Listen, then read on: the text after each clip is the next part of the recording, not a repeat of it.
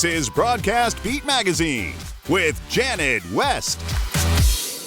Hi, welcome to IBC 2015. I'm Janet West with Broadcast Beat Magazine. I'm here on the TSL Products Stand and I'm delighted to be with Chris Exelby, who's Managing Director. Chris, somebody coming to the TSL Products Stand, what's exciting that you're going to show them?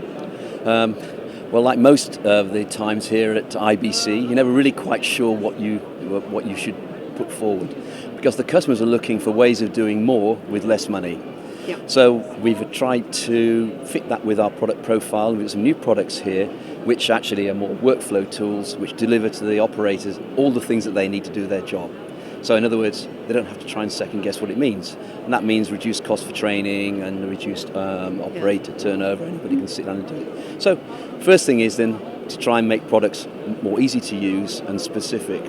But I think the big trend in the market is that people are looking now for hybrid products, which are bridging the gap between the new IP world and the traditional world. Mm-hmm. And we've just launched a new range of audio monitors, for instance, which are MADI, but also now with Dante, Ravenna and Hydra. Okay. And the MADI then works with Dante, it'll work with Hydra, and as well as that, we've also got analog in the mix as well. Mm-hmm. So this is a true hybrid product, which is bridging the gap. And we've had a lot of interest in that.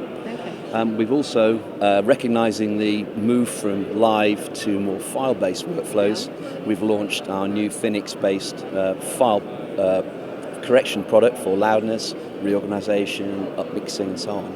And that's been a terrific response to that as well. So we've had a lot to show this holiday. It's been hard work for the sales guys learning everything, believe me, and that includes me too. You mentioned one of the problems obviously is cost. They want to do more for less.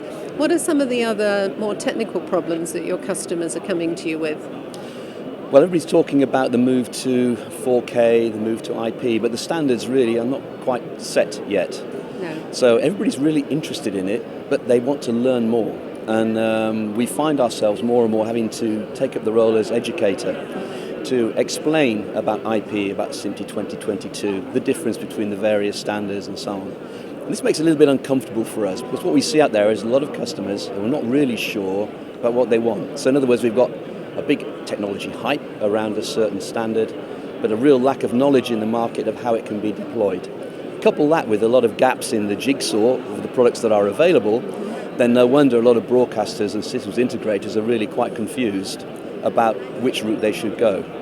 So that is a little bit concerning, and I think we as suppliers and the industry as a whole has a real job to try and bridge the gap and develop learning so our customers actually have a good experience as they move from the traditional world to the IP future.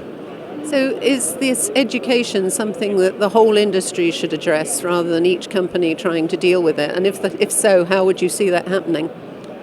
Well, that's a very the good... IABM or the universities? I think the IABM certainly has a role to play here. Also, a Sports Video Group, SVG, are also trying to tackle this.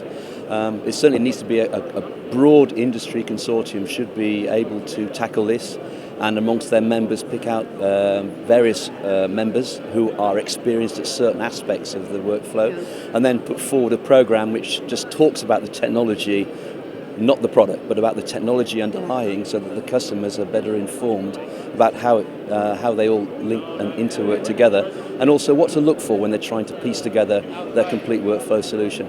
Yes, and I think this is something the industry should do, but there's nothing really happening about that. And we, as individual product manufacturers, clearly we can talk about our aspect of it, but if what we put out has nowhere to go to, or it's incorrectly specified, then it's a bad result for the customer and it's a bad result for us as well.